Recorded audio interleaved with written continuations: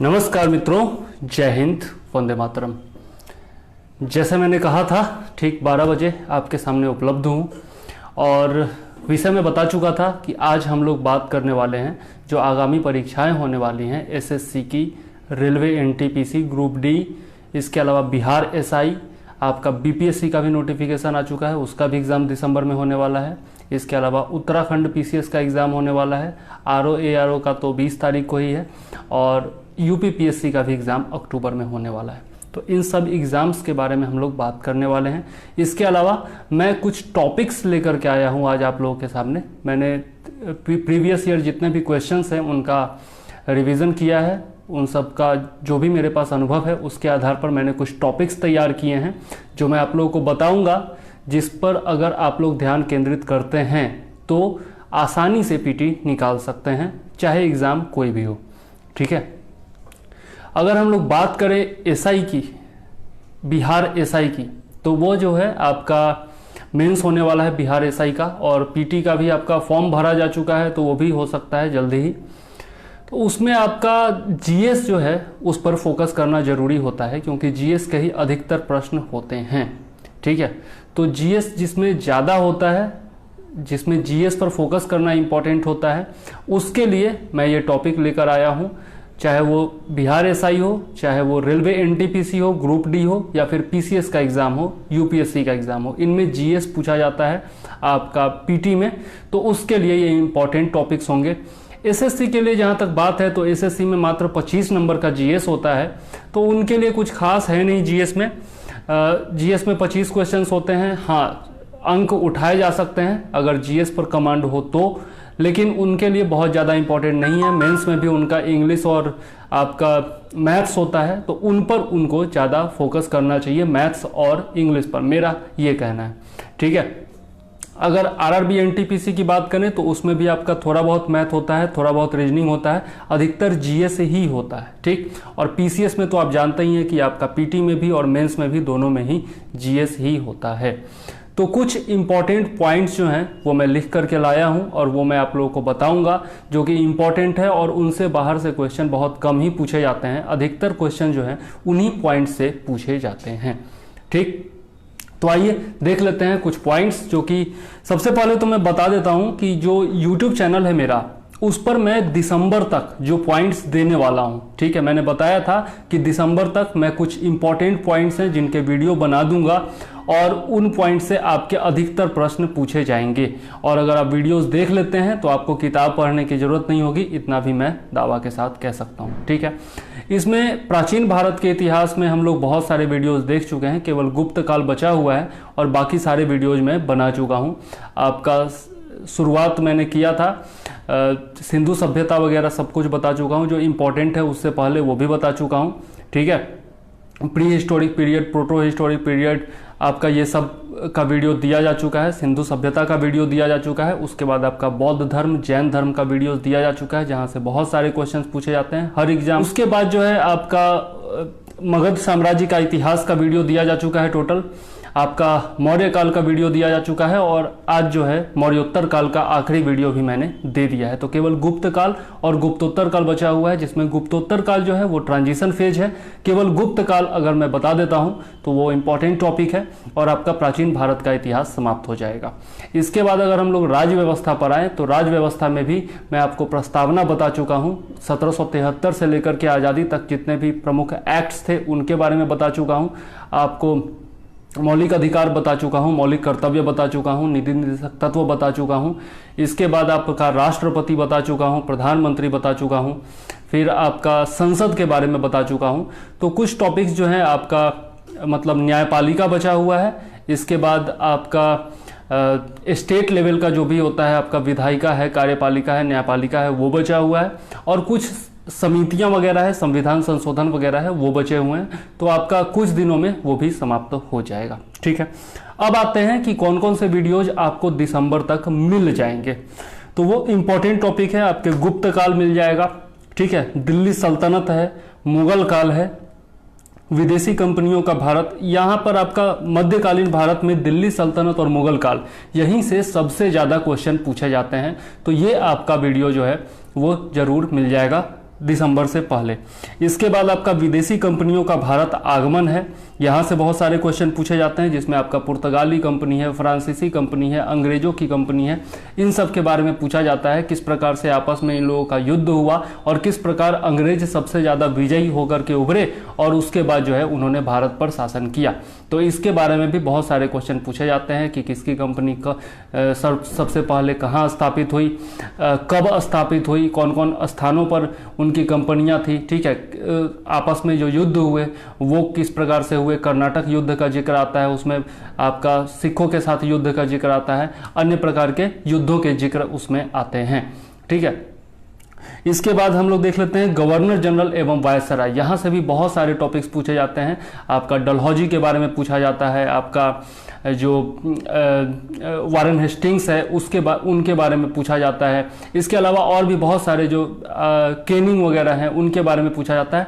Governor general एवं वायसरायों के समय में क्या क्या महत्वपूर्ण घटनाएं हुई थी, कौन कौन से महत्वपूर्ण युद्ध हुए थे, इन सब के बारे में पूछा जाता है, ठीक है। तो गवर्नर जनरल एवं वायसरायों के बारे में हम लोग पढ़ लेंगे और उनके समय में घटी महत्वपूर्ण घटनाओं के बारे में पढ़ेंगे।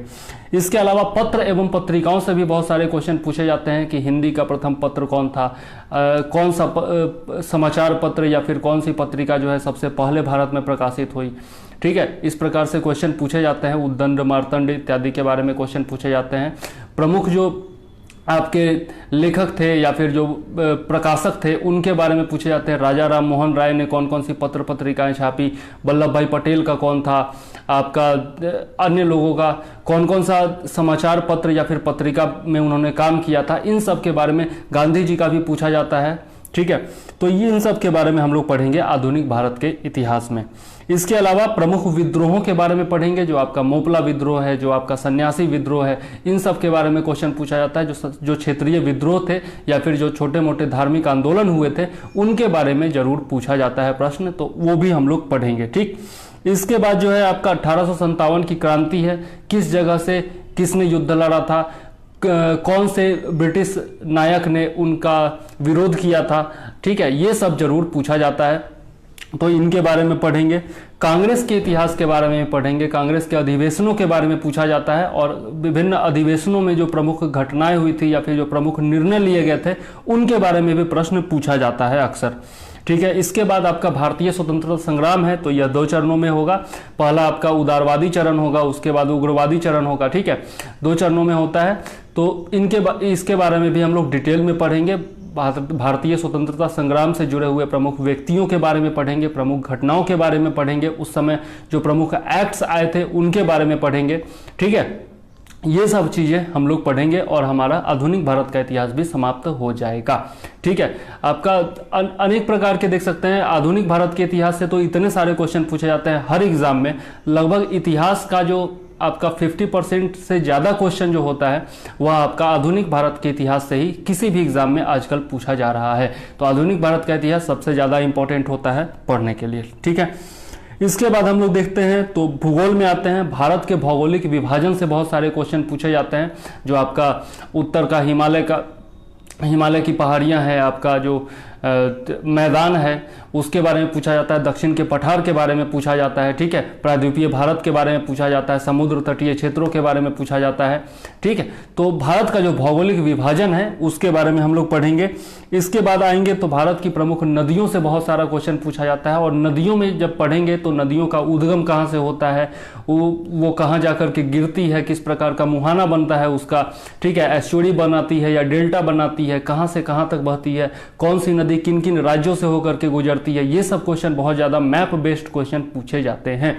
इसके अलावा नदियों पर जो बांध बनाए गए हैं, जो परियोजनाएं बनाई गई हैं, जो बिजली की परियोजनाएं बनाई गई हैं, ठीक है, इन सब के बारे में बहुत सारे क्वेश्चन पूछे जाते हैं। तो ये सब भी हम लोग इसमें देख लेंगे भारत की प्रमुख नदियों में। इसके बाद आते हैं कृषि एवं पशुपालन से बहुत सारे क्वेश्चन पूछे जाते हैं। किस स्टेट में कौन सा फसल उगाया जाता है, किस प्रकार की सिंचाई किस स्टेट में की जाती है, सबसे ज़्यादा सिंचाई किस प्रकार से की जाती है, नलकूपों से की जाती है या फिर आपका नहरों से की जाती है। ये सब क्वेश्चन जो है बहुत सारे क्वेश्चन पूछे जाते हैं कृषि से, ठीक है। कौन से फसल का उत्पादन किस मतलब ऋतु में होता है, सबसे ज़्यादा किस फसल का उत्पादन होता है, हम लोग निर्यात किस फसल का करते हैं, आयात किस फसल का करते हैं, जो आपके वाणिज्यिक फसल होते हैं वो कौन कौन से होते हैं, जो आपके खाद्यान्न होते हैं वो कौन कौन से होते हैं। इस प्रकार के क्वेश्चन जो है अक्सर पूछे जाते हैं। इसके अलावा पशुपालन में देखें तो विभिन्न पशुओं की प्रजातियों के बारे में पूछा जाता है, ठीक है, और पशुपालन से संबंधित अन्य प्रश्न भी पूछे जाते हैं, तो उनको भी हम लोग देखेंगे, ठीक है। इसके बाद आते हैं वन एवं संरक्षित क्षेत्रों से बहुत सारे क्वेश्चन पूछे जाते हैं। वन का तो पूरा का पूरा रिपोर्ट पूछ लिया जाता है, ठीक है, कि भारत के कितने % भूभाग में वन का क्षेत्र है, ठीक है। इसके अलावा संरक्षित क्षेत्रों से क्वेश्चन पूछा जाता है, आपका अभ्यारण्यों से क्वेश्चन पूछा जाता है, ठीक है, जो भी संरक्षित क्षेत्र हैं उनके बारे में क्वेश्चन पूछा जाता है, तो उनके बारे में हम लोग देख लेंगे, ठीक है। इसके बाद आता है आपका उद्योग एवं शिल्प। उद्योगों के बारे में भी बहुत सारा क्वेश्चन पूछा जाता है कि भारत के किस क्षेत्र में कौन सा उद्योग है, कौन सा खान है, कौन सा धातु किस क्षेत्र में पाया जाता है, किस राज्य में कौन सा उद्योग बसा हुआ है। उद्योगों से संबंधित जो विभिन्न प्रकार के संगठन है उनके बारे में भी क्वेश्चन पूछा जाता है, तो ये सब हम लोग देखेंगे। फिर हम लोग आएंगे आपका भौतिक भूगोल में, जिसमें हम लोग ब्रह्मांड पढ़ेंगे। ब्रह्मांड में आपका ग्रह हो गए, नक्षत्र हो गए, आपके तारे हो गए, इन सब के बारे में पढ़ेंगे, सूर्य के बारे में पढ़ेंगे और उपग्रह इत्यादि के बारे में भी यहीं पर पढ़ेंगे, ठीक है। इसके अलावा वायुमंडल के बारे में पढ़ेंगे। वायुमंडल की परतों के बारे में पूछा जाता है, ठीक है, समताप मंडल है, आपका ओजोन मंडल है, इन सब के बारे में बहुत सारा क्वेश्चन पूछा जाता है, ठीक है।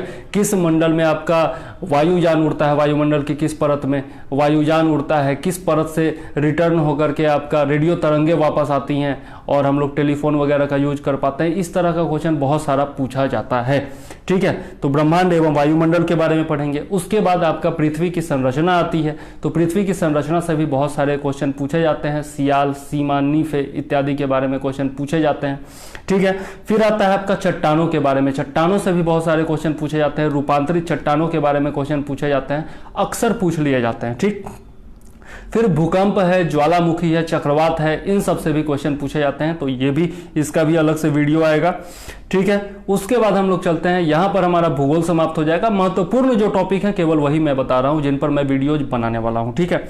इसके बाद हम लोग आते हैं भूगोल में, तो यहाँ पर गतिकी से क्वेश्चन पूछा जाता है, मोशन से क्वेश्चन पूछा जाता है, गुरुत्वाकर्षण से क्वेश्चन पूछा जाता है, इसके अलावा घर्षण से क्वेश्चन पूछा जाता है, जो आपका फ्रिक्शन है, इन सब से क्वेश्चन पूछा जाता है। आपका इलेक्ट्रिसिटी से क्वेश्चन पूछा जाता है और इलेक्ट्रिक जो उपकरण है उनसे क्वेश्चन पूछा जाता है, ठीक। इसके बाद आपका प्रकाश में आते हैं, लाइट में आते हैं, तो वहाँ पर दर्पण और लेंस से क्वेश्चन पूछा जाता है, आँख के बारे में क्वेश्चन पूछा जाता है, तो ये सब हम लोग देखेंगे। फिर आपका चुंबकत्व में, मैग्नेटिज्म में क्वेश्चन पूछा जाता है आपका, उसमें आपका जनरेटर का फंक्शन, मोटर का फंक्शन, इन सब से क्वेश्चन पूछा जाता है, ठीक है, तो ये भी हम लोग पढ़ेंगे। अब आते हैं केमिस्ट्री में, तो केमिस्ट्री में हम लोग जो है तत्व, यौगिक मिश्रण वगैरह के बारे में पढ़ेंगे, प्रमुख रासायनिक समीकरणों के बारे में पढ़ेंगे, ठीक है। इसके बाद आपका पीरियोडिक टेबल से बहुत सारे क्वेश्चन पूछे जाते हैं, ठीक है, मॉडर्न पीरियोडिक टेबल जो है उससे बहुत सारे क्वेश्चन पूछे जाते हैं, तो वो भी हम लोग देखेंगे। फिर रासायनिक संरचना के बारे में क्वेश्चन पूछा जाता है, कौन सा केमिकल कहाँ यूज होता है, उसका केमिकल फॉर्मूला क्या होता है, वाणिज्यिक नाम क्या होता है, इन सब से भी क्वेश्चन पूछे जाते हैं।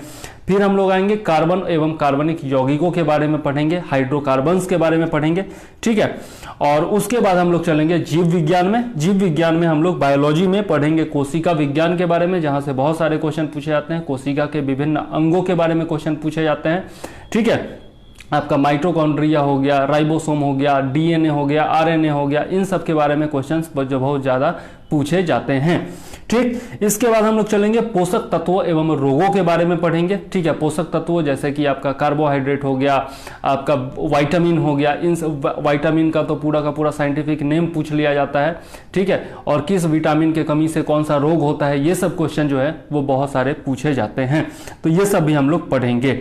इसके बाद हम लोग चलेंगे सूक्ष्म जीवों के बारे में पढ़ लेंगे, बैक्टीरिया है, वायरस है, आपका प्रोटोजोआ है, फंगस है, इन सब से कौन सा रोग होता है, किस प्रकार की इनकी संरचना होती है, इनके बारे में हम लोग पढ़ेंगे। फिर हम लोग चलेंगे एक कोशिकीय जीवों के बारे में पढ़ेंगे, बहुकोशिकीय जीवों के बारे में पढ़ेंगे, जीवों का वर्गीकरण देखेंगे, पादप का वर्गीकरण देखेंगे, ठीक है, ये सब हम लोग देखेंगे। उसके बाद आनुवंशिकी भी देखेंगे, हेरिडिटरी सिस्टम जो होता है वो भी हम लोग देखेंगे, आनुवंशिकी। इसके अलावा ब्लड वगैरह का जो टाइप होता है उससे भी बहुत सारे क्वेश्चन पूछे जाते हैं, हम लोग वो भी देखेंगे।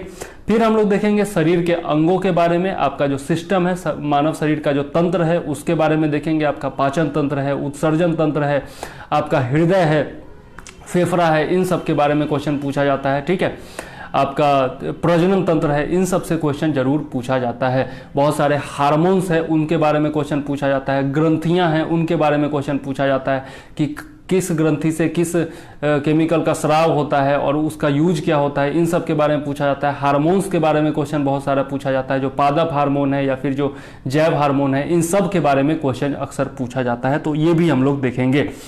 उसके बाद आपका जो पॉलिटी का बचा हुआ है, न्यायपालिका बचा हुआ है, राज्य की कार्यपालिका एवं विधायिका बचा हुआ है, आपका संवैधानिक संगठन बचा हुआ है एवं पद बचा हुआ है। तो संवैधानिक संगठन में आप देख सकते हैं नीति आयोग वगैरह हो गया। ठीक है, इसके बाद आपका जो है पदों में देख लें तो CAG हो गया, महान्यायवादी हो गया, इन सब के बारे में हम लोग देख लेंगे। उसका संविधान संशोधन के बारे में देखेंगे, वहां से भी बहुत सारे क्वेश्चन पूछे जाते हैं। ठीक है, उसके बाद हम लोग अर्थव्यवस्था में चलेंगे, बैंकिंग के बारे में पढ़ लेंगे और RBI के बारे में पढ़ लेंगे, गरीबी के बारे में पढ़ेंगे, बेरोजगारी के बारे में पढ़ेंगे, आपका पंचवर्षीय योजनाओं के बारे में पढ़ेंगे, जो नीति आयोग का जो भी कार्य योजना है उसके बारे में पढ़ेंगे। ठीक है, मौद्रिक नीतियों के बारे में पढ़ेंगे, किस प्रकार से आपका मुद्रास्फीति होता है, किस प्रकार से आपका इन्फ्लेशन होता है, डिफ्लेशन होता है और क्या उसके उपाय होते हैं, उससे निपटने के क्या उपाय होते हैं, किस प्रकार से आरबीआई अपनी पॉलिसीज तय करती है, ये सब के बारे में हम लोग देखेंगे। ठीक है, इसके बाद आपका है अंतर्राष्ट्रीय संगठनों के बारे में देखेंगे। अंतर्राष्ट्रीय संगठनों से बहुत सारे क्वेश्चन पूछे जाते हैं, IMF है, आपका WHO है, इन सब के बारे में क्वेश्चन पूछे जाते हैं। WHO तो आजकल फेमस भी है क्योंकि कोरोना काल है, तो यहाँ पर WHO से बहुत सारे क्वेश्चन पूछे जा सकते हैं। अन्य भी जो आपका संयुक्त राष्ट्र के संगठन है, अंतर्राष्ट्रीय न्यायालय इत्यादि है, इस सब से क्वेश्चन पूछे जाते हैं। ठीक, इसके बाद हम लोग बिहार विशेष देखेंगे, BPSC के लिए स्पेशल बिहार विशेष आपका करंट अफेयर्स भी देखेंगे और बिहार स्पेशल आपका भूगोल भी देखेंगे। स्वतंत्रता संग्राम में बिहार का योगदान इत्यादि के बारे में जो महत्वपूर्ण टॉपिक्स हैं उनको देखेंगे। इसके अलावा करंट अफेयर्स तो अपडेट लगातार किए ही जा रहे हैं, विशेष करंट अफेयर्स भी मैं बिहार स्पेशल के लिए डालूंगा। ठीक, और उसके बाद हम लोग कुछ टेस्ट पेपर्स भी देखेंगे। नवंबर के बाद जो है हम लोग टेस्ट पेपर्स भी देखना शुरू करेंगे। ठीक है, टेस्ट सीरीज वैसे पहले भी आएगा BPSC और बाकी एग्जाम्स के लिए, लेकिन टेस्ट पेपर जो है वो भी मैं डालना शुरू करूंगा और आप लोग खुद बनाएंगे और उसके बाद वो लाइव आकर के होगा। जब तब तक जो है थोड़ा सा सब्सक्राइबर भी बढ़ जाएगा, थोड़ा सुविधाएं भी बढ़ जाएंगी और उस समय टेस्ट सीरीज चलाना मेरे लिए आसान हो जाएगा। ठीक है, तो ये सब जो है आपका आने वाला है दिसंबर तक। ये सारे टॉपिक्स जो है महत्वपूर्ण टॉपिक्स हैं, जो भी एग्जाम देते हैं वो ये जानते होंगे, बहुत महत्वपूर्ण टॉपिक्स हैं ये सब। और इन सब पर अगर आप लोग फोकस कर लेते हैं, ध्यान से पढ़ लेते हैं इसको, तो आप आसानी से 80% प्रश्न बना सकते हैं। और 80% से ज़्यादा किसी का भी कट ऑफ नहीं होता है, चाहे वो कोई भी एग्जाम हो, आपका UPSC हो, PCS हो, BPSC हो, कोई भी हो, SSC हो, रेलवे हो, आपका बिहार SI हो, कोई भी एग्जाम हो, आपका 80% से ज़्यादा कट ऑफ नहीं होता है। ठीक है, तो अधिकतर टॉपिक्स ऐसे भी होते हैं, बहुत सारे टॉपिक्स होते हैं जिनको कि हम लोग छोड़ करके भी चल सकते हैं।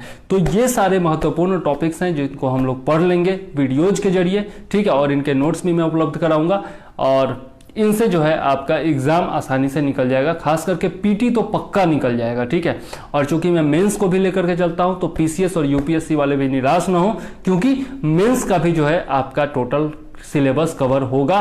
3 से 4 किताबों से मैं ये सारे वीडियोज बनाता हूं, तो आपको कोई भी दिक्कत नहीं होने वाली है। ठीक है, आपका PT भी निकलेगा और मेंस भी निकलेगा। ठीक है, इसके अलावा कुछ और टॉपिक्स हैं जहां से क्वेश्चन पूछे जाते हैं, तो वो टॉपिक्स जो है आप किसी भी किताब से पढ़ सकते हैं। छोटे मोटे किताब जो है आपका लूसेंट वगैरह है, अरिहंत वगैरह का आता है, जो GK का किताब आता है, उससे आप लोग पढ़ लीजिए। करंट अफेयर्स के लिए एक वार्षिकी जरूर ले लीजिएगा, चाहे अरिहंत का लीजिए, घटना चक्र का लीजिए, प्रतियोगिता दर्पण का लीजिए, किसी का भी एक वार्षिकी जरूर ले लीजिएगा। यह बहुत ही ज्यादा काम करेगा आपके एग्जाम्स में। ठीक है, तो आइए देख लेते हैं प्राचीन भारत के इतिहास में जो महत्वपूर्ण टॉपिक्स हैं जिनको कि आपको पढ़ना है। पहला है आपका अशोक के विभिन्न शिलालेख एवं विषय वस्तु, इसके बारे में वीडियो बना चुका हूं मैं। विभिन्न कालखंडों के प्रमुख व्यक्तियों के बारे में, तो जैसे आपका विवेकानंद हैं, गांधी जी हैं, सरदार वल्लभ भाई पटेल हैं, आपका अन्य जो लोग हैं, इंदिरा गांधी हैं, आपका मैडम भिखाजी कामा है, इन सब के बारे में जो है आपका जरूर पूछा जाता है। ठीक है, आगे देख लेते हैं लिपियों का इतिहास। लिपियों के इतिहास के बारे में पूछा जा सकता है। आपका जितने भी लिपि हैं, ब्राह्मी लिपि है, खरोष्टी लिपि है, भाषा है, हिंदी है, अंग्रेजी है, इन सब के इतिहास के बारे में क्वेश्चन पूछा जा सकता है। विभिन्न काल खंडों में व्यापार किस प्रकार से होता था, बंदरगाह एवं अन्य मार्ग जो थे आप देख सकते हैं। मौर्य काल में उत्तरा पथ था, मौर्योत्तर काल में दक्षिणा पथ भी उसमें जुड़ गया, तो इन सब के बारे में पूछा जा सकता है। ये सब मैं बता चुका हूँ। ठीक है, प्राचीनतम साक्ष्यों के बारे में जो है पूछा जा सकता है। ठीक है, तो साक्ष्यों के बारे में भी मैं वीडियो बना चुका हूं, वो आप लोग देख सकते हैं। इसके अलावा महात्मा बुद्ध हैं, महावीर हैं, बौद्ध धर्म एवं जैन धर्म की महत्वपूर्ण संगीतियों के बारे में पूछा जा सकता है, तो इन सब के बारे में वीडियो बनाया जा चुका है। विभिन्न शासक हैं एवं उनके कार्य हैं, जैसे अशोक हो गए, चंद्रगुप्त मौर्य हो गए। ठीक है, आपका चंद्रगुप्त द्वितीय, विक्रमादित्य हो गए, इन सब के बारे में क्वेश्चन पूछा जा सकता है। महापद्मनंद है, इन सब के बारे में क्वेश्चन पूछा जा सकता है।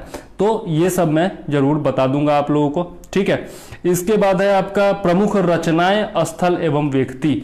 तो प्रमुख रचनाओं के बारे में भी मैं जो काल पढ़ाता जा रहा हूं उसमें प्रमुख रचनाओं के बारे में मैं हर बार साहित्यिक स्रोत जरूर दे देता हूं, तो आप लोग वहां से देख सकते हैं। आगे भी जो वीडियो बनाऊंगा वहां पर आपको साहित्यिक स्रोत उपलब्ध होंगे।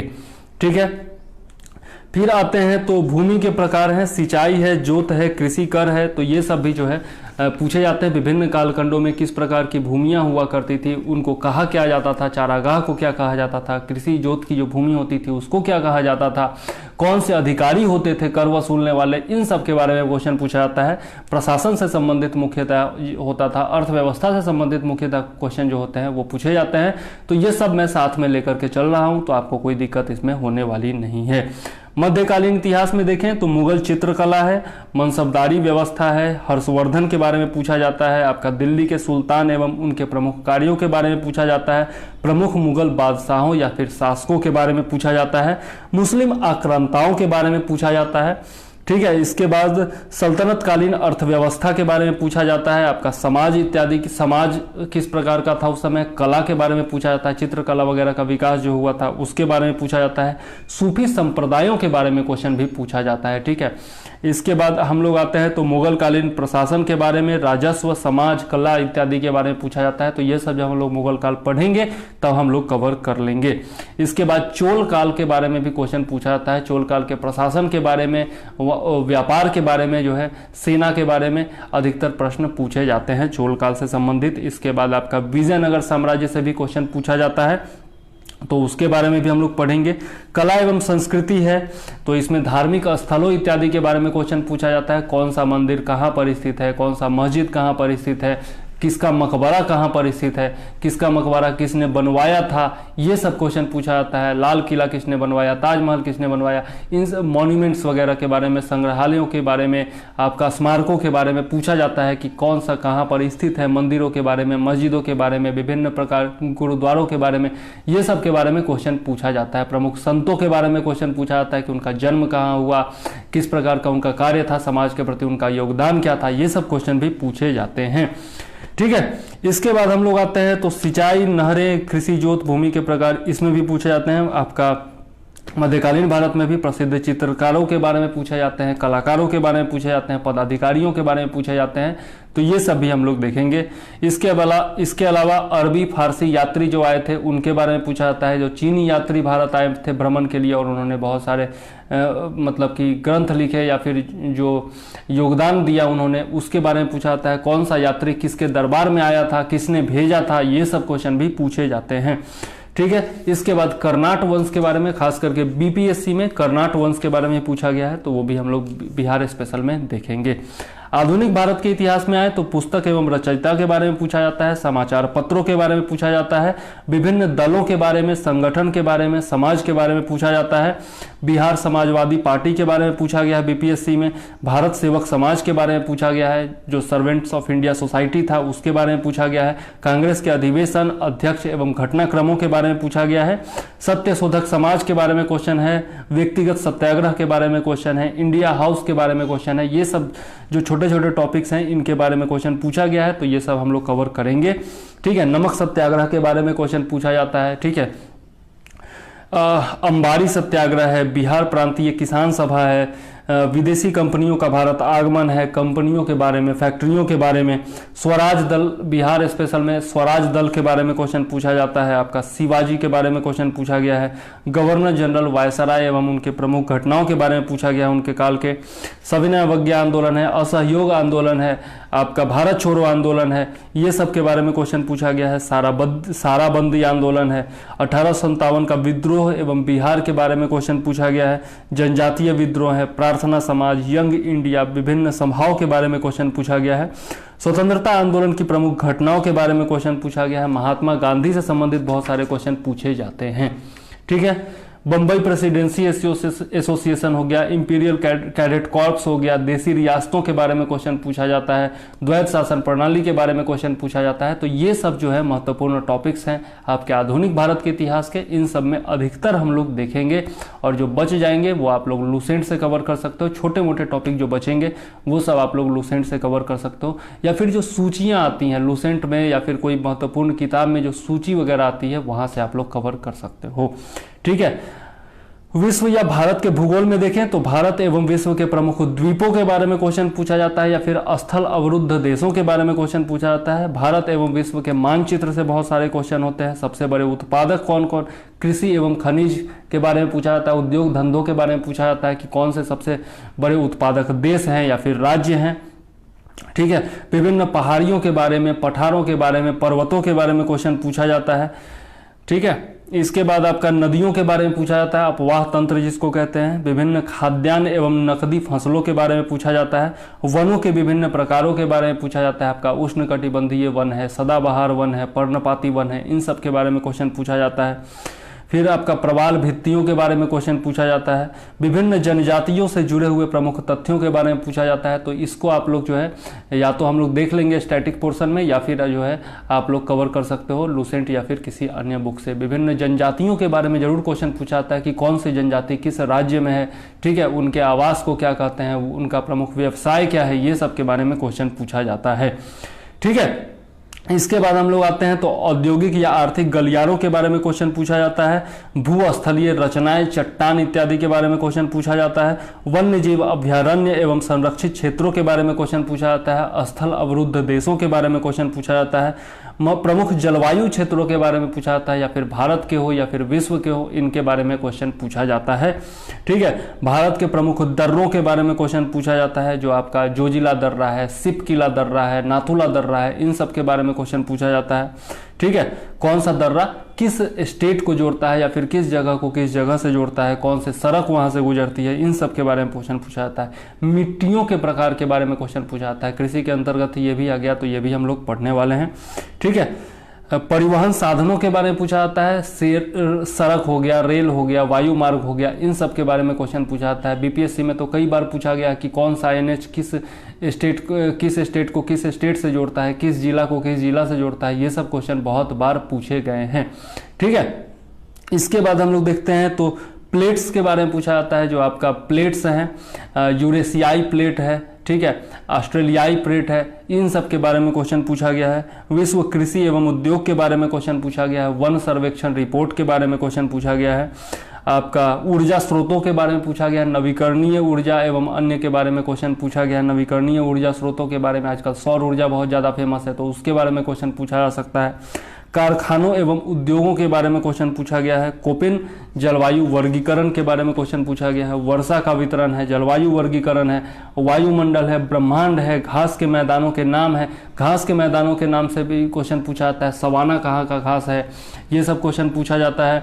ठीक है, फिर आपका मरुस्थलों के बारे में क्वेश्चन पूछा जाता है। काला सागर है, पीत सागर है, मृत सागर है, भूमध्य सागर है एवं अन्य सागरों के बारे में, दक्षिण चीन सागर है, इन सब के बारे में क्वेश्चन पूछा जा सकता है। आपका स्थान एवं उद्योग के बारे में क्वेश्चन पूछा जा सकता है। विभिन्न प्रजातियों के बारे में क्वेश्चन पूछा जा सकता है। तटीय रेखाओं के बारे में क्वेश्चन पूछा जा सकता है। पर्वत श्रृंखलाओं के प्रकार के बारे में क्वेश्चन पूछा जा सकता है। ठीक है, नदियों के किनारे बसे नगरों के बारे में क्वेश्चन पूछा जा सकता है। बनारस किस नदी के तट पर स्थित है, आपका लंदन किस नदी के तट पर स्थित है, आपका बीजिंग किस नदी के तट पर स्थित है, ये सब क्वेश्चन जो है पूछा जा सकता है। इसके अलावा व्यापारिक केंद्रों के बारे में भी क्वेश्चन पूछा जा सकता है। ठीक है, आगे देख लेते हैं राज व्यवस्था में। तो राज व्यवस्था में तो आपका अधिकतर चीज़ें पढ़ा चुका हूं और जो टॉपिक्स हैं वो बता ही चुका हूं, तो इनसे आगे क्वेश्चन नहीं पूछा जाएगा। वैसे महत्वपूर्ण जो टॉपिक हैं उनमें हम लोग देख लेते हैं। तो विभिन्न राजनीतिक दलों के बारे में पढ़ लीजिएगा, संवैधानिक उपचारों के बारे में पढ़ लीजिएगा, वीवीपैट मशीन हो गया, ईवीएम हो गया, इन सब के बारे में पढ़ लीजिएगा, विधानसभा एवं सदस्यों की संख्या के बारे में पढ़ लीजिएगा, वरीयता क्रम पढ़ लीजिएगा, जो आपका राष्ट्रपति हैं, उपराष्ट्रपति हैं, प्रधानमंत्री है, इन सब में जो वरीयता क्रम होता है उनके बारे में क्वेश्चन पूछ लीजिएगा, पढ़ लीजिएगा। इसके अलावा संसदीय व्यवस्था की विशेषताएं पढ़ लीजिएगा। तो संसद के बारे में सारा कुछ मैं बता चुका हूं, वो वीडियो आप देख लेंगे तो आपका संसद चैप्टर जो है वो कंप्लीट हो जाएगा। इसके बाद देखते हैं पंचायती राज व्यवस्था के बारे में क्वेश्चन पूछा जाता है, विभिन्न आयोगों के बारे में क्वेश्चन पूछा जाता है, जो आपका राज व्यवस्था से जुड़े आयोग हैं उनके बारे में, स्थापना, अध्यक्ष, रिपोर्ट कब पेश हुआ, इन सब के बारे में क्वेश्चन पूछा जाता है। फिर आपका न्याय व्यवस्था के बारे में क्वेश्चन पूछा जाता है, न्यायपालिका यानी कि supreme court, high court, lower court, इन सब के बारे में क्वेश्चन पूछा जाता है। लोक सेवा आयोग के बारे में, संघ लोक सेवा आयोग, राज्य लोक सेवा आयोग, इन सब के बारे में क्वेश्चन पूछा जाता है। भारतीय संसद तो आपको बता ही चुका हूँ, इनसे क्वेश्चन होता ही है। राज्यपाल से क्वेश्चन पूछा जा सकता है, राष्ट्रपति से क्वेश्चन पूछा जा सकता है, ठीक है। प्रमुख अनुच्छेद, भाग एवं अनुसूचियों से क्वेश्चन पूछा जा सकता है। धन एवं वित्त विधेयक से क्वेश्चन पूछा जा सकता है। वित्त या विधि आयोग से क्वेश्चन पूछा जा सकता है। महान्यायवादी है, नीति आयोग है, प्रमुख एक्ट एवं अधिनियम है, संविधान सभा है, स्थानीय स्वशासन है, भारतीय संविधान की विशेषताओं के बारे में और स्रोतों के बारे में क्वेश्चन पूछा सकता है। ये सब मैं बता चुका हूँ, वीडियोस देखिए आप लोग। प्रधानमंत्री, मुख्यमंत्री, मंत्रिपरिषद के बारे में क्वेश्चन पूछा सकता है, तो ये सब मैं बता चुका हूँ आपको। संसदीय समितियों के बारे में क्वेश्चन पूछा जाता है, तो ये भी मैं बता चुका हूँ वीडियोज में। संसद के कार्य एवं सत्रों के बारे में पूछा जाता है, ये भी मैं वीडियो बना चुका हूँ। इस पर भी मौलिक अधिकार एवं कर्तव्यों के बारे में, इस पर भी मैं वीडियो बना चुका हूँ। नीति निर्देशक तत्व हैं, इनके बारे में वीडियो बना चुका हूँ। आपातकाल है, प्रस्तावना है, संविधान संशोधन है, महान्यायवादी, सीएजी, चुनाव आयोग, लेखानुदान, इन सब से क्वेश्चन पूछा जाता है। तो अधिकतर पर मैं वीडियो बना चुका हूं और भी वीडियोज मैं बना दूंगा, ठीक है। अर्थव्यवस्था में देखें तो अर्थव्यवस्था के विभिन्न क्षेत्रों का विकास दर के बारे में क्वेश्चन पूछा जाता है। आपका पंचवर्षीय योजनाओं के बारे में, भारत का आयात एवं निर्यात के बारे में क्वेश्चन पूछा जाता है। भू राजस्व व्यवस्थाओं के बारे में क्वेश्चन पूछा जाता है, जैसे जमींदारी हो गया, रैयतवारी हो गया, महालवारी हो गया, इन सब का इतिहास के, दहसाला बंदोबस्ती हो गया, इन सब के बारे में क्वेश्चन पूछा जाता है।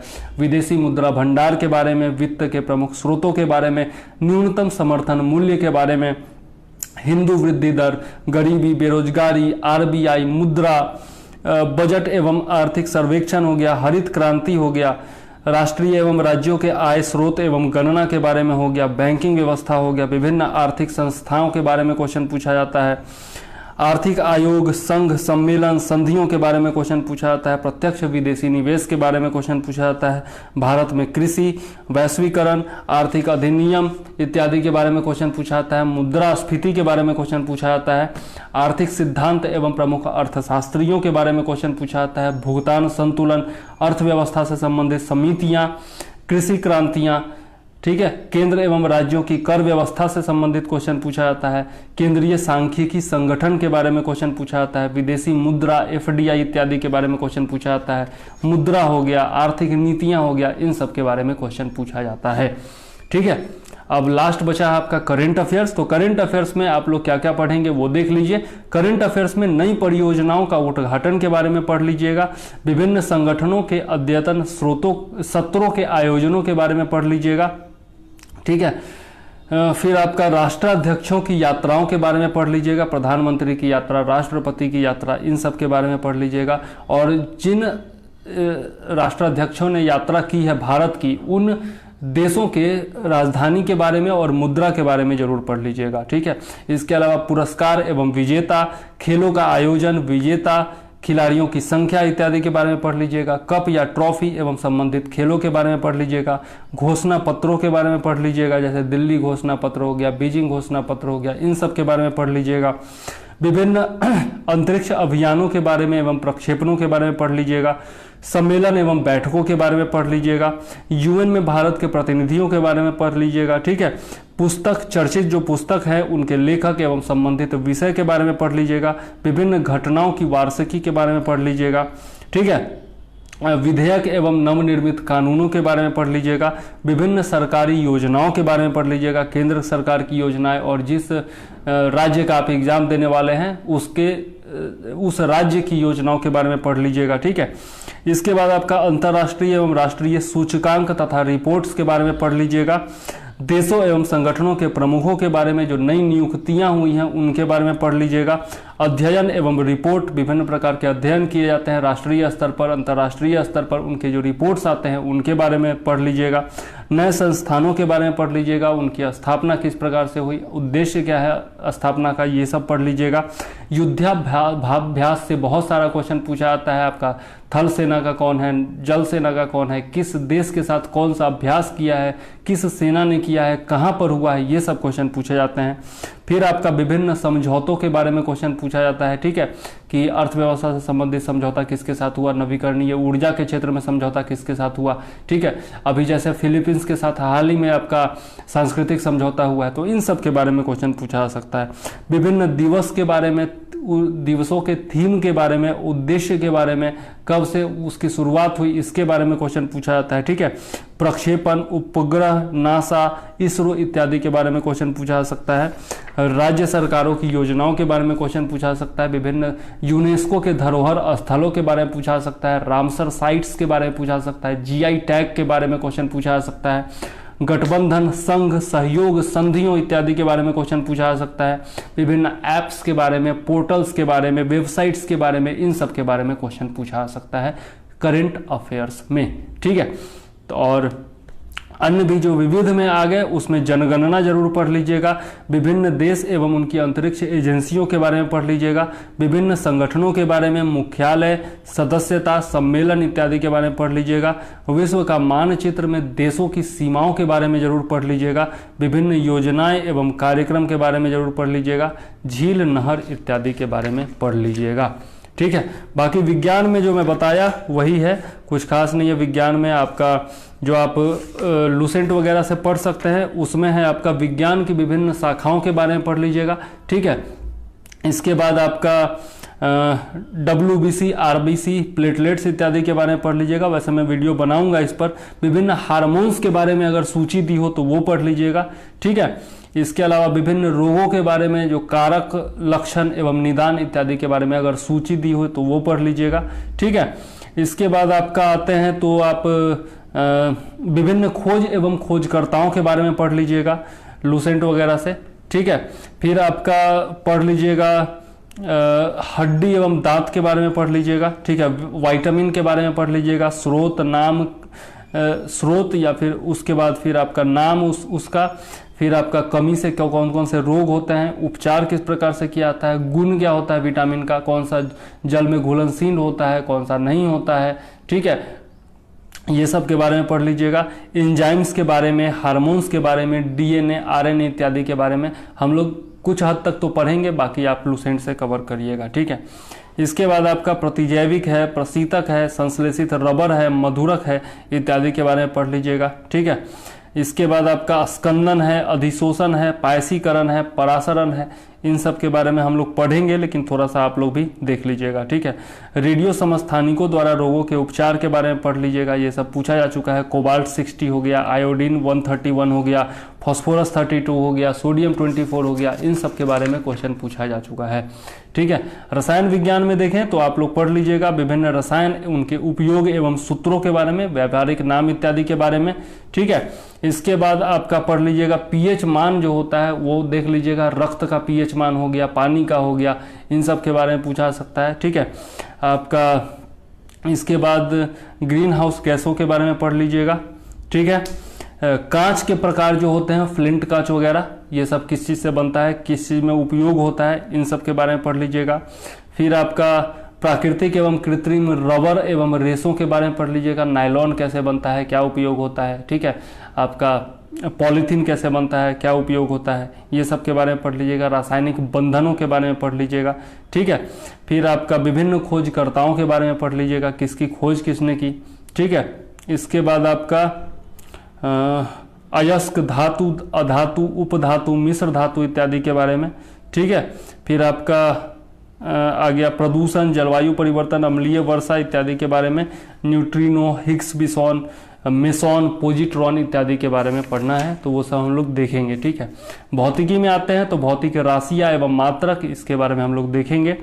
सदिश एवं अदिश राशियाँ कौन कौन सी होती हैं ये जरूर देख लीजिएगा, लिस्ट आपका मिल जाता है लूसेंट वगैरह में। ठीक है, इसके बाद आपका तापमान रूपांतरण है, उपकरण एवं मापन है। ठीक है, प्रकाश तरंग दैर्घ्य इत्यादि के बारे में हम लोग पढ़ेंगे, मोटर जनरेटर इत्यादि के बारे में हम लोग पढ़ेंगे। ठीक है, और बाकी टॉपिक्स मैंने बताया है जिस पर मैं वीडियो बनाने वाला हूं।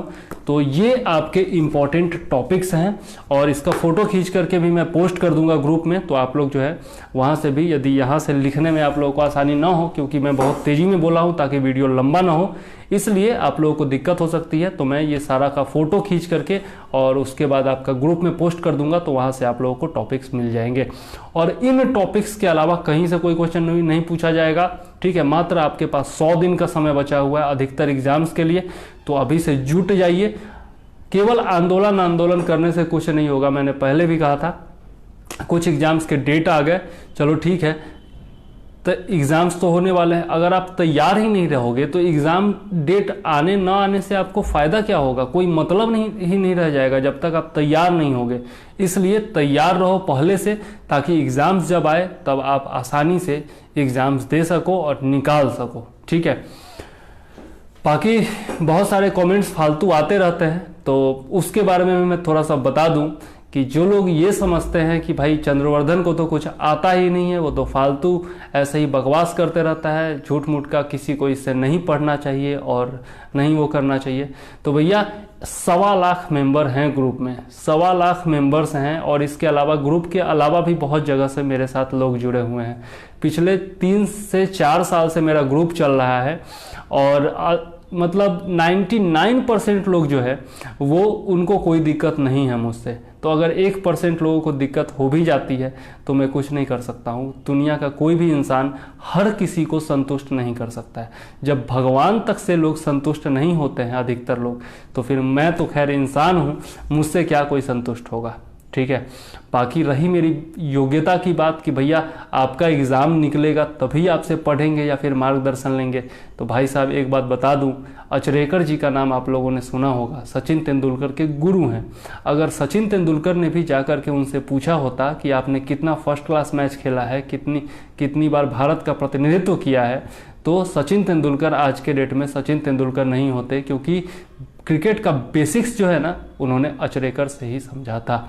ठीक है, तो अनुभव जो होता है वो बहुत बड़ी चीज़ होती है। ठीक है, ज्ञान से भी ज़्यादा बड़ा चीज़ होता है अनुभव, ये आप जान लीजिए। और जहाँ तक ज्ञान की बात है तो मुझे किसी से सर्टिफिकेट लेने की ज़रूरत नहीं है। जो लोग मुझसे जुड़े हुए हैं, जो लोग सही में मुझसे नोट्स लेते हैं, जो लोग मेरे नोट्स पढ़ते आए हैं आज तक करेंट अफेयर्स के, और बाकी जो लोग मेरा वीडियोज सही में देखते हैं, उन लोगों को मुझसे कभी भी कोई शिकायत नहीं हुई। भगवान की कृपा है मेरे ऊपर, और उन लोगों ने हमेशा तारीफ़ ही की है। ठीक है, और क्रिटिसिज्म का मैं हमेशा स्वागत करता हूं। कंस्ट्रक्टिव क्रिटिसिज्म जो होता है उसका हमेशा स्वागत है।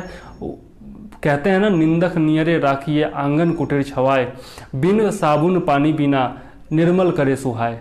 तो बहुत सारे आलोचकों के कारण ना मेरे अंदर बहुत सारा परिवर्तन आया है। पहले जो कमेंट्स देखता था ना तो बहुत ज़्यादा गुस्सा आ जाता था, वहीं पर तुरंत रिप्लाई करता था और लोग कहते थे कि खरूस है चंद्रवर्धन। लेकिन अब जो है मुझे हंसी आती है, कोशिश करता हूँ कि उसको टाल दूँ, ज़्यादा से ज़्यादा ब्लॉक कर देता हूँ अगर बहुत ज़्यादा बदतमीजी कोई करता है तो। ठीक है, लेकिन अब जवाब अधिकतर कोशिश करता हूँ कि न दूँ। तो मेरे व्यवहार में बहुत ज़्यादा परिवर्तन भी आया है आलोचकों की ही वजह से। तो मुझे बहुत खुशी भी है इस चीज़ की कि आलोचना आप लोग करते हैं, तो मुझे कोई दिक्कत नहीं है, उसका बिल्कुल स्वागत है, हृदय से स्वागत है। आप लोग आलोचना कीजिए, आलोचना नहीं करिएगा तो मैं आगे नहीं बढ़ पाऊँगा, ये भी बात तय है। ठीक है, तो कंस्ट्रक्टिव क्रिटिसिज्म होना चाहिए। लेकिन अब बिना वीडियो देखे, बिना नोट्स पढ़े आ गए कहने कि यार इसको तो कुछ आता नहीं है, किसी को नहीं पढ़ना चाहिए इससे और मार्गदर्शन नहीं लेना चाहिए। तो भाई आप मुझे जब जानते नहीं हो तो कैसे कर सकते हो। अब कल ही एक बंदे का कमेंट आया कि भाई आप तो इंजीनियर हो, आपने एएमई किया है, तो आप जीएस कैसे पढ़ा सकते हो। भाई साहब को ये नहीं पता कि अधिकतर जो यूपीएससी के टॉपर्स होते हैं वो इंजीनियर ही होते हैं। जो भी पीसीएस के टॉपर्स होते हैं उनमें अधिकतर जो होते हैं आज के डेट में इंजीनियर्स ही होते हैं। तो तो ऐसा नहीं है कि इंजीनियर होकर के कोई जीएस नहीं पढ़ा सकता या जीएस पढ़ नहीं सकता, ठीक है। हर फील्ड में इंजीनियर्स जो हैं वो आगे आए हैं और आगे बढ़ते रहते हैं। अधिकतर एमबीए करने वाले स्टूडेंट्स जो होते हैं, आपको प्रबंधन में भाग लेने वाले आपको इंजीनियर्स ही मिलेंगे। अधिकतर जो आपके नेता हैं उनमें भी जो पढ़े लिखे नेता हैं उनमें अधिकतर इंजीनियर्स ही मिलेंगे। आपका सुशांत सिंह राजपूत इतना प्रसिद्ध इंसान जो बेचारा मर गया जो भी है, लेकिन इंजीनियर ही था ना। आपके बहुत सारे एक्टर एक्ट्रेस सब इंजीनियर ही हैं। तो इंजीनियर दुनिया का कोई भी काम कर सकता है, ये तो कहावत ही है। तो इससे मत जाइए कि मैं इंजीनियर हूं तो पढ़ा नहीं सकता या फिर वो। आप जरूर वीडियो खोल करके देखिए, अगर आपको लगता है कि हाँ मेरी पढ़ाने की शैली अच्छी है, कंटेंट अच्छा है, और वीडियो देखने के बाद यदि आप प्रश्न बनाते हैं और आपका प्रश्न बन जाता है तो ही आप सब्सक्राइब कीजिए, वरना मत कीजिए। कोई ज़बरदस्ती कोई गन पॉइंट पर लेकर के तो बैठा नहीं है कि हाँ मेरा सब्सक्राइब करो ही, ठीक है। और फिर भी यदि किसी को कोई प्रॉब्लम है मुझसे तो कृपया कर बकवास न करें, फालतू बातें न करें। मुझे फालतू चीज़ों में उलझना नहीं है। आप ग्रुप छोड़ करके जा सकते हैं, सादर निवेदन है आपसे, ठीक है। नहीं तो अगर मैं देखूंगा कहीं भी कोई भी चीज़ तो मैं ब्लॉक तो कर ही दूंगा। अब लात मार के भगाने से अच्छा है कि आप लोग खुद ही निकल जाएं, ठीक है। क्योंकि ग्रुप मेरा है, मैंने बनाया है और एकमात्र मैं ही इसमें पोस्ट करता हूं। कुछ और लोगों को मैंने दिया हुआ है राइट कि वो पोस्ट कर सकते हैं, लेकिन अधिकतर पोस्ट मैं ही करता हूं। अधिकतर लोगों का मार्गदर्शन भी केवल मैं ही करता हूं इस ग्रुप में। तो यदि आपको रहना है तो मुझसे तो पंगा होगा ही आपका। तो अच्छी बात है कि मुझसे पंगा न लीजिए और ग्रुप से खुद ही बाहर हो जाइए, ठीक है। ताकि मुझे भी जो है आलतू फालतू चीज़ों में उलझने का वक्त नहीं है मेरे पास। इतने सारे काम पड़े हुए हैं मेरे पास, डेली वीडियोज बनाने हैं, लोगों की सेवा करनी है, लोगों का मार्गदर्शन करना है। तो फिर इतना टाइम मेरे पास नहीं है कि आपकी फालतू की बकवास सुनूं, ठीक है। तो और जो लोग भी मेरा साथ देते हैं वो बहुत अच्छे से साथ देते हैं। आज भी अगर मैं कह दूं, जो लोग मेरा नोट्स लेते हैं उनसे मैं कह दूं कि आकर के ग्रुप पर मेरा प्रचार करो तो वो लोग बिल्कुल करेंगे, लेकिन मैं कहता नहीं हूं, ठीक है। मुझे ज़्यादा प्रचार की ज़रूरत नहीं है, क्योंकि प्रचार से क्या होता है ना, आलतू फालतू लोग भी पहुंच जाते हैं, ठीक है। वैसे जब फिल्टर होता है ना, जब फिल्टर होता है तो छन करके अच्छे लोग आते हैं जो कि पढ़ने वाले होते हैं और वो ज़रूर पढ़ते हैं, ठीक है। अब मेरा रिजल्ट हो ना हो उससे आपको कोई फ़र्क नहीं पड़ना चाहिए। रिजल्ट जो होता है ना, मेहनत के साथ साथ जो है किस्मत पर भी निर्भर करता है। और कहा जाता है कि भगवान जिसके किस्मत में जो लिख देते हैं, जब के लिए लिख देते हैं तभी होता है। मैंने बहुत सारे लोगों को देखा है और आप लोग भी उदाहरण देख सकते हैं कि पांचवा छठा अटेम्प्ट में भी बहुत सारे लोगों का निकला है और वो ऑफिसर बने हैं।